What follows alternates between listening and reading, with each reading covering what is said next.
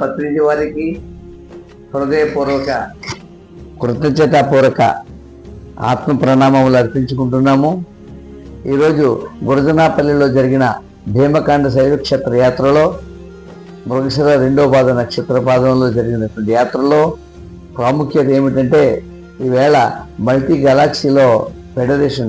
గెలాక్సీలో జరుగుతున్న మార్పులు, అంతరిక్షంలో జరుగుతున్న మార్పుల సమయంలో జరిగినటువంటి పరిస్థితులకు అనుగుణంగా చక్కటి ఎనర్జీని తీసుకోవడం కోసం సామూహిక ధ్యానం జరిగింది.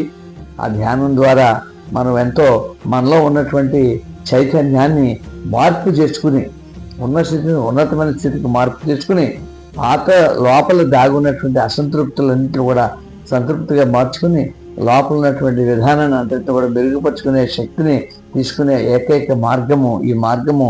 ఇంట్లో ఎవరికన్నా వాళ్ళు చేసుకుంటే ఒకటే శక్తి, నలుగురు కలిసి చేస్తే దాని తగ్గ శక్తి. శివాలయంలో అద్భుతంగా భీమకాండ శైవక్షేత్రాల యాత్రలో చేయడం వల్ల అపారమైన శక్తిని గ్రోలిన ధన్యులు, భీమకాండలో పాల్గొన్న యాత్రలో పాల్గొన్న ధ్యానులందరూ ధన్యులయ్యారు.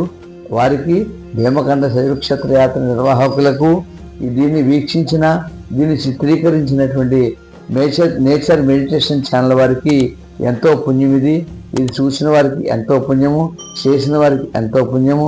ఇటువంటి అవకాశాన్ని సద్వినియోగపరచుకున్న ధ్యానులందరికీ నా శుభాకాంక్షలు. Thank you very much.